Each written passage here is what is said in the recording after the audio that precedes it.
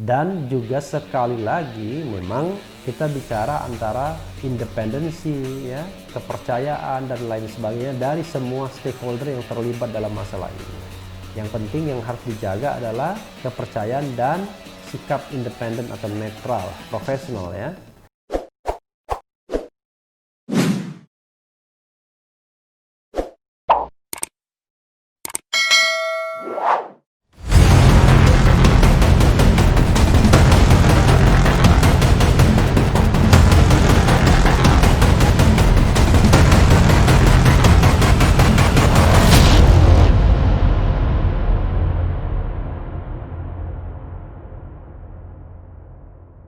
Assalamualaikum warahmatullahi wabarakatuh, Sobat RH sekalian. Jumpa lagi kita di channel yang keren ini, Keren Cadas. Kali ini kita masih tetap menindaklanjuti pemberitaan soal 6 laskar FPI, ya, yang ditembak, tertembak, dibunuh, terbunuh, ya, dibantai dan lain sebagainya, whatever the word yang digunakan. Tapi yang jelas sekarang memang masih dalam proses penyelidikan oleh pihak-pihak yang berkepentingan, ya. Proses penyidikan oleh pihak-pihak yang berkepentingan. Jadi kita lihat ini dari Komnas HAM, periksa dokter yang autopsi jenazah Laskar FPI. Komnas HAM bicara soal lebam sebagaimana dilansir oleh Detik News, ya. Kita bacakan. Jakarta, Komnas HAM memeriksa tim dokter yang mengautopsi 6 anggota Laskar FPI. Apa hasil pemeriksaannya? Begini, karena Komnas HAM itu juga berproses terhadap otopsi itu, yang kami dapatkan salah satunya jamnya tubuhnya. Jadi kalau misalnya jamnya antara mayat atau jenazah yang umurnya 1 jam dengan yang umurnya 1 hari, pasti jenazahnya berbeda, posisinya berbeda. Apakah sudah keluar lebam mayat pasti berbeda, kata Komisioner Komnas HAM Khairul Anam di kantor Komnas HAM, Jalan Latu Harhari, Jakarta Pusat, Kamis 17/12/2020. Ya, mudah-mudahan Komnas HAM tidak mencari pembenaran-pembenaran, ya. Kita lihat, ya, memang mudah-mudahan tetap dicari kebenaran yang dicari, ya. Khairul Anam menyebutkan dokter menyampaikan terkait posisi, kondisi, waktu, dan temuan-temuan tim yang melakukan autopsi. Hal tersebut dinilai berpengaruh terhadap munculnya lebam pada jenazah. Jadi, kapan mulai mati sehingga itu berkonsekuensi terhadap posisi jenazahnya? Apakah muncul lebam luka, lebam mayat gitu-gitu? Ada, ujarnya. Ada 4 dokter yang hadir dalam pemeriksaan di Komnas HAM. 3 dokter yang langsung melakukan otopsi dan 1 dokter pimpinannya. Kami tadi baru meminta keterangan tambahan dari teman-teman dokter. Ada 3 dokter yang langsung memeriksanya, terus ada 1 dokter pimpinannya didampingi oleh teman-teman dari Reskrim, kata Anam. Hasil dari pemeriksaan tim dokter tersebut dirasa cukup detail. Komnas HAM juga berencana membandingkannya dengan informasi-informasi yang sudah didapat sebelumnya. Ya, harus dibandingkan. Begini, sobat daerah sekalian, terlepas bahwa Komnas HAM itu adalah orang-orang hebat, kan detail-detail seperti ini belum tentu mereka juga paham. Dan juga sekali lagi memang kita bicara antara independensi, ya, kepercayaan dan lain sebagainya dari semua stakeholder yang terlibat dalam masalah ini. Yang penting yang harus dijaga adalah kepercayaan dan sikap independen atau netral, profesional, ya. Hasil dari pemeriksaan tim dokter tersebut dirasa cukup detail, oke, ya. Itu kami mendapat cukup detail, ditunjukkan apa namanya, jenazahnya, terus dijelaskan bagaimana mereka melakukannya. Terus juga titik-titik yang menjadi opini publik itu juga ditunjukkan. Dan karena kami juga mendapat berbagai informasi soal posisi jenazah, baik di posisi pertama maupun di posisi terakhir, itu juga yang kami cek. Kami bandingkan, kami lihat, terus nanti akan menjadi bahan kami untuk menyimpulkannya lanjutnya. Ya, mudah-mudahan Komnas HAM di-guide oleh kebenaran, ya, untuk mencari kebenaran yang hakiki, dan kita tentu tidak bisa menyalahkan bahwa sudah pasti yang bersalah adalah aparat keamanan atau yang sudah benar pasti benar adalah FPI. Tetapi bagaimanapun masalah ini harus dibuat terang, ya. Jangan sampai menyisahkan sebuah ketidakwarasan. Maksudnya begini, kita tahu bahwa ini sepertinya sangat bermasalah. tapi kok sepertinya jalan buntu. Ya seperti kasus Novel Baswedan misalnya. Bagaimana mungkin tiba-tiba penyiramnya ya sebelum adanya vonis ya tiba-tiba cuma dituntut 1 tahun penjara hanya karena katanya tidak sengaja. Maksudnya adalah mau menyiram badan tapi yang terkena muka.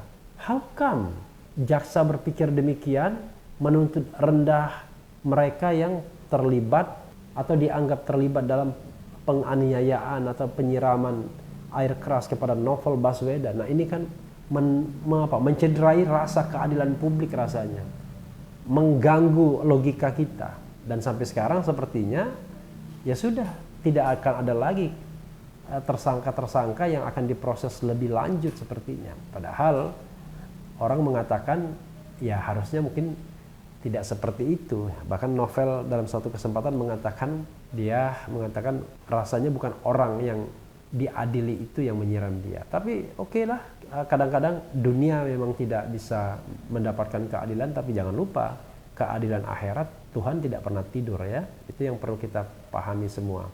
Pemeriksaan tim dokter berlangsung sekitar 3 jam di kantor Komnas HAM. Tim dokter hadir pukul 10.50 WIB dan meninggalkan kantor Komnas HAM pukul 14.15 WIB. Kami untuk menyimpulkannya semoga proses yang sangat baik ini, sangat terbuka ini bisa berkontribusi signifikan terhadap pengungkapan kebenaran terungkapnya peristiwa, dan ini juga satu tahap lagi bagi Komnas HAM yang puzzle-puzzlenya semakin terkuak ungkapnya. Oke. Jadi mudah-mudahan puzzle atau teka-teki itu makin terkuak, makin ada benang merah yang rasional ya, tidak ada missing link, sehingga ketika dipresentasikan, dikemukakan ke publik, maka publik dapat menerimanya. Karena kalau cerita saat ini ya, rekonstruksi saat ini ya ada beberapa missing link sebenarnya yang publik ingin tahu. Ya sebagai contoh misalnya sedekat apakah tembak menembak antara mobil misalnya Laskar FPI dengan mobil aparat. Memang barangkali direkonstruksi sudah diketahui, tapi sependek pengetahuan saya belum mengetahui beritanya seperti apa persisnya ya. Mungkin karena tidak mengikuti semuanya, tapi bagaimanapun berapa tembakan yang dikeluarkan pada saat itu. Nah, yang terpenting sebenarnya yang menyita perhatian publik adalah ketika 4 korban itu meninggal di mobil Daihatsu Xenia. Nah, ini jadi menarik ya. Termasuk menggunakan Daihatsu Xenia itu sendiri juga menarik. Artinya mobilnya adalah mobil yang ya artinya memang betul-betul dicari mobil yang low cost kira-kira begitu ya. Nah, tetapi sekali lagi ini hanya soal yang terkait dengan pertanyaan-pertanyaan publik yang tentu harus dicari kebenarannya oleh pihak-pihak yang memang punya akses untuk mengungkapkan kebenaran. Sekarang ini kan ada 3 pihak paling tidak yang punya akses untuk itu. 1 Komnas HAM, 2 Polda Metro Jaya, dan 3 Mabes Polri. 4 FPI sesungguhnya. Tetapi posisi FPI barangkali posisi yang tidak terlalu leluasa untuk mengemukakan temuan-temuan atau fakta-fakta mereka. Karena mereka vulnerable ya. Salah-salah justru mereka nanti dianggap menyebarkan hoax. Itulah susahnya. Kalau petugas, aparat tidak bisa dikatakan menyebarkan hoax walaupun informasinya berbeda. Nah, berbeda itu kita tidak tahu. Jadi memang sobat era sekalian, kalau kita bicara hoax itu, saya sudah katakan berkali-kali, menyampaikan informasi yang salah yang kemudian hari dibantah itu belum tentu hoax. Jadi hoax itu justru orang itu tahu yang benarnya seperti apa. Jadi dia tahu informasi yang benarnya dan dia sampaikan informasi yang B-nya untuk mengambil keuntungan. Itu namanya hoax. Tapi kalau dia tidak tahu informasi yang sesungguhnya, hanya dia mendapatkan satu informasi dan dia meyakini informasi itu, lalu dia sampaikan ke publik, kita tidak bisa mengatakannya itu hoax. Jadi hoax itu harus dia tahu informasi yang sebenarnya seperti apa. Itu namanya hoax. Jadi dia sengaja plesetkan informasi agar yang dia ketahui itu tidak dia sampaikan dan dia modifikasi untuk mendapatkan keuntungan. Apapun keuntungan tersebut ya. Termasuk misalnya salah satu keuntungan adalah untuk menutupi kasus ini, itu keuntungannya juga.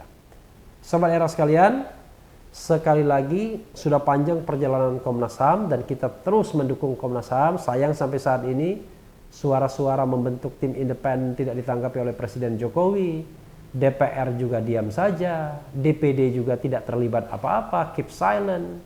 Jadi menurut saya ini luar biasa, karena Komnas HAM tidak boleh dibiarkan sendirian menghadapi masalah ini, tapi intinya adalah mudah-mudahan Komnas HAM tetap bisa memelihara independensinya.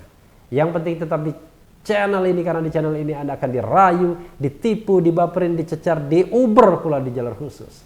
Karena channel ini adalah channel yang mengancam, memeras, dan membenci. Jangan lupa subscribe, like, comment, and share. Cia.